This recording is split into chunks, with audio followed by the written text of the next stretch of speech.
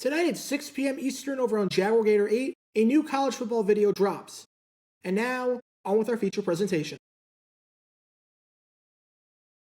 When you think of the greatest coaches in the history of the Pittsburgh Steelers, odds are you're thinking of three names in particular.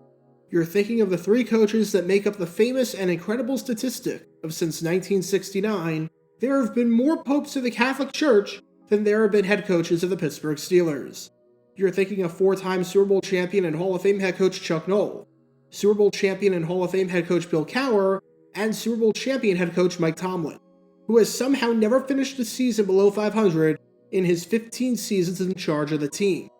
There is no way that you're thinking of this man right here, Bill Austin, best known as being Chuck Noll's predecessor. Bill Austin was not a good head coach. In his 3 seasons in charge of the Steelers, his team went 11-28-3, as they won just over 28% of their games, and got progressively worse with each passing season, going from 5-8-1 in 1966 to 4-9-1 in 1967 to 2-11-1 in 1968. If we look at all the head coaches in Steelers history to coach more than 25 games, he had what is quite easily the worst winning percentage of them all.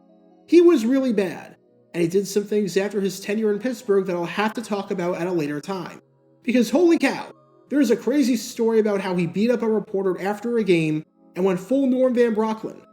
But despite all of that, what you might not realize is that in terms of the greatest single-game coaching move by any coach in Steelers history, Austin might hold that distinction.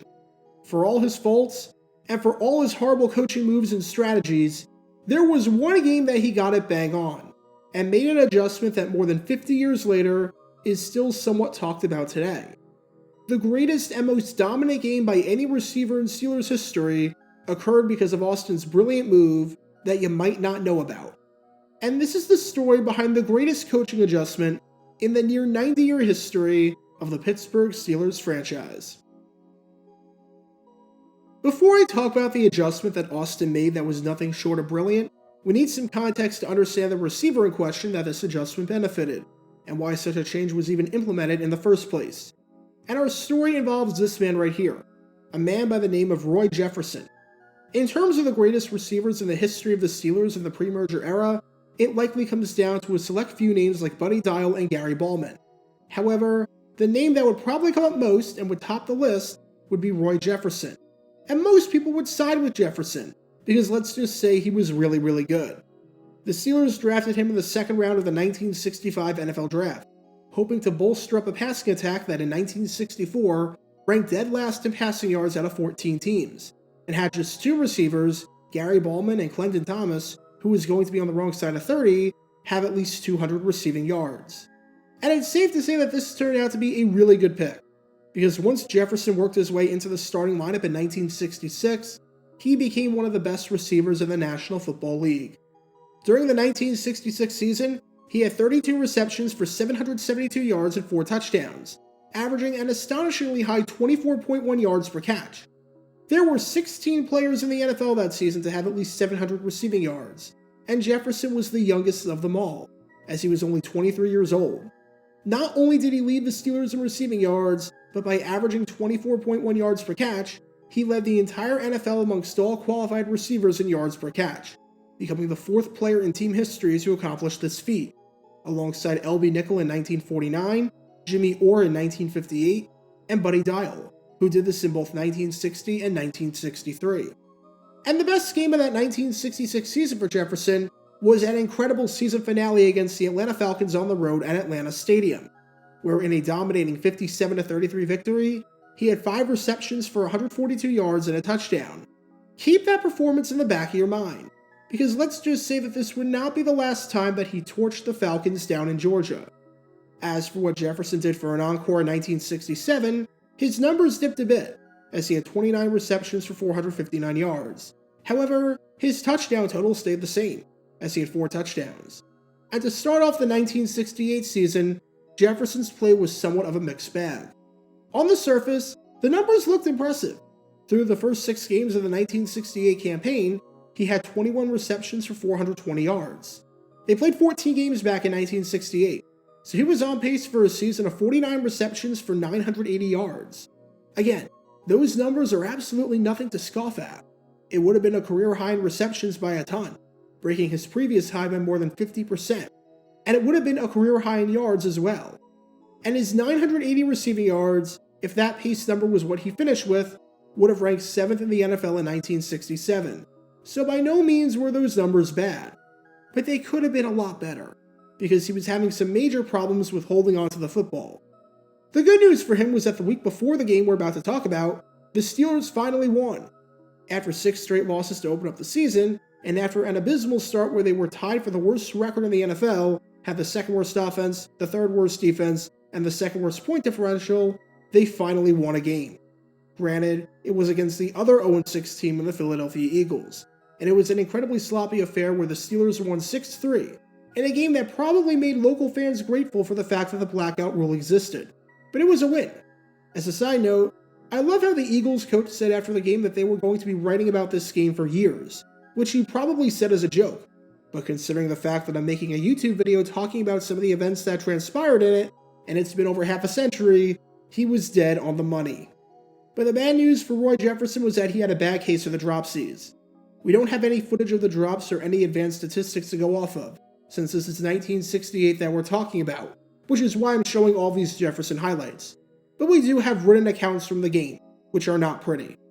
Jefferson said that he dropped a few passes, and one writer said that his recent play, particularly in that game against the Eagles, left his hands akin to those of Pittsburgh Pirates player Dick Stewart, who, if you don't know a lot about baseball, is notorious for being one of the worst fielders of all time. I'm talking historically bad, as in bad enough where essays have been written on just how bad his fielding was. So for a wide receiver to be compared to one of the worst fielders to ever grace the major league level is not a good thing at all. And head coach Bill Austin knew that if Pittsburgh was going to build off of their win against the Eagles, that they were going to have to get Roy Jefferson going. He was a great player and clearly had the talent. Heck, the last time Jefferson played the Falcons, he showed that and had the best game of his career bar none. Austin just needed to find a way to get Jefferson's confidence back. And with that, he implemented a game plan and an adjustment that led to more success than anyone, including Austin and Jefferson, could have ever predicted. November 3rd, 1968. We're at Atlanta Stadium for this battle between the Atlanta Falcons and the Pittsburgh Steelers, two of the worst teams in football. The stakes for this game are huge for all the wrong reasons, as the winner probably puts themselves out of the hunt for the number 1 pick and the rights to draft star running back O.J. Simpson. In terms of the game meaning anything for the playoff picture, absolutely not. Back in 1968, only the division winners made it to the playoffs, as there were no wild cards, and with the Falcons sitting 5 back and the Steelers sitting 3 back, neither of these teams stood a chance. Both teams were 1-6. They were both tied for the worst offense in football, having each scored 92 points for an average of just over 13 points per game, and they had 2 of the 3 worst point differentials in football, with the Steelers sitting at -94 and the Falcons sitting dead last at -127, thanks in part to an atrocious defense that allowed 219 points, or more than 31 points per game. And trust me, that defense was about to show on this day why they were so bad. Even though this game was between two teams sitting at 1-6, it's still remembered more than half a century later. And the reason for that is Roy Jefferson. Because what Jefferson did on this beautiful November day in Atlanta was historically good.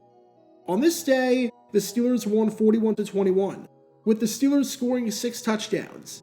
Jefferson had 4 of them. He had a 27-yard touchdown in the first quarter on a pass from Dick Shiner to make it 7-0, a 61-yard touchdown in the first quarter from Shiner to make it 14-0, a 9-yard touchdown in the third quarter from Shiner to make it 28-0, and a 38-yard touchdown in the fourth quarter from Kent Nix to make it 41-14, truly putting the game out of reach if it wasn't already when the Steelers led 34-0 at one point and put in the backup quarterback. When the game was done, the numbers for Jefferson were out of this world, as he finished the game with 11 receptions for 199 yards and 4 touchdowns. From the perspective of Jefferson, the numbers were career best. Prior to this game, the most receptions he ever had in a game was 6, when he did this on November 12, 1967 in a 14-all tie against the St. Louis Cardinals. On this day, he nearly doubled that number. Jefferson had 4 receiving touchdowns in all of 1967. He had 4 in this one game, and this was only the second time in his career that he even had multiple receiving touchdowns in a game. And his previous career high in receiving yards was 142, which came during that aforementioned 1966 regular season finale against the Atlanta Falcons. Jefferson not only beat that total, but beat that total by 55 yards, or roughly 39%. On this day, he beat his career high in receptions by 83%, his career high in touchdowns by 100%, and his career high in yards by 39%. So obviously, this game was good by the already high standards that Jefferson set for himself as one of the best receivers in pro football. But from the perspective of NFL history and Steelers history, the numbers were also historically good. He became the second player in team history to score 4 touchdowns in a game, joining Ray Matthews, who did this in a 1954 game against the Cleveland Browns. However, Matthews did this with a rushing touchdown and 3 receiving touchdowns, meaning that on this day, Jefferson became the first player in Steelers history to score 4 receiving touchdowns. To this day, even though Chase Claypool tied that record on October 11, 2020 in a game against the Philadelphia Eagles, the record has never been broken. His 11 receptions mark just the second time in Steelers history that a player had 11 or more receptions in a game, as the only other player to do this was J.R. Wilburn, who had 12 in a 1967 game the year before against the Dallas Cowboys. And the 199 receiving yards mark the 4th time in team history and the first time since Buddy Dial did this in 1961 against the Browns that a player recorded 199 or more receiving yards in a game. On this day, Jefferson set the franchise record for most receiving touchdowns in a game, finished 2nd in receptions, and finished 4th in receiving yards. For a team to be around for roughly 35 years at this point, and to leap up the record books like that in every major category with this one performance is incredible. Yet that's exactly what Jefferson did. And granted, it was against Atlanta's poorest defense that was notoriously leaky.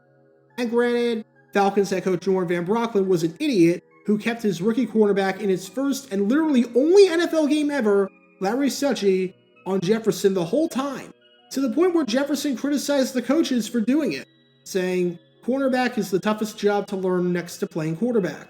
I never thought they would ask a rookie to cover me. It was a little unfair of the Falcons to do that. That was the best day I've ever had in college or in the NFL." That definitely helps when the opposing coach has no idea what he's doing on defense. But to have a game like this, especially after a rocky outing the week before, where writers were comparing you to the worst fielder in MLB history, is a heck of a bounce-back performance. But that raises the ultimate question. What was the adjustment that Bill Austin used that allowed Roy Jefferson to have such an insane performance that set records, and is still a part of the Steelers' record books, even after they've undergone a half-century of success since then? What did Austin do that helped Jefferson become the first player since 1963, over 5 years before this game, to have 4 receiving touchdowns in a game? Because at the end of the day, Jefferson was dropping passes left, right, and center over the start of the season, but he had automatic hands on this day in Atlanta. Well, as Austin said, I checked back on the passes Jefferson's been dropping. He dropped 9 out of 10, all cutting from his right to his left. I had an idea we might help him if we put him out on the left and kept him there. In other words, instead of moving all around the field, and instead of lining up on the left side or the right side depending on what the play called for, he was only going to stay lined up on the left side of the field, so he would never have to cut from his right to his left. Every move he makes, every step he takes, every breath he takes, every bond he breaks would be left to right. And as Jefferson said on Austin's genius idea that worked, it worked. Don't knock it. As long as I have a day like this, I'm happy about it.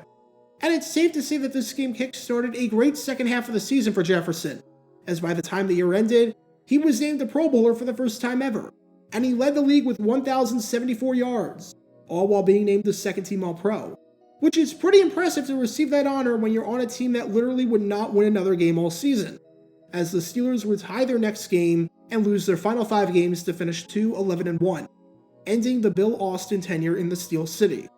Look, Bill Austin's tenure with the Steelers was not good. He was a very bad head coach who made a lot of questionable decisions, and who clearly could not take the team in the right direction, as just about every coach of the Steelers failed to do in the pre-merger era. But credit has to be given where credit is due, because you can't deny the success of this strategy. It's so simple, but by just changing where Roy Jefferson lined up on the field, he was able to maximize Jefferson's talents, was able to make him one of the top receivers in football, and was able to have him put on one of the greatest displays by any receiver in Steelers history, and maybe even NFL history. And even though the game has evolved into a more pass-friendly game, this game by Jefferson in 1968 might still be the greatest game by any receiver in team history. It just goes to show you that unless your name is Hugh Jackson, no matter how bad a coach is, every now and then, a blind squirrel is still capable of finding a nut. Get your official Jaguar Gator 9 merchandise by going to jg9shop.com, and be sure to like this video, ring the notification bell, and subscribe down below if you haven't already, as it helps the channel out a lot. And be sure to check out Twitch every Wednesday night at 9 p.m. Eastern for your chance to play NFL trivia and win cash prizes. Link in the description below. If you want to see videos like this condensed down to 60 seconds, then follow me on TikTok at Jaguar Gator 9. To see college football videos, subscribe to Jaguar Gator 8. To see highlight videos of players throughout the history of the NFL, subscribe to JG9 Highlights. Also, special thanks to all of our Patreon supporters for helping out the channel. Your support is greatly appreciated. So you can become a patron and request future video topics in the description below.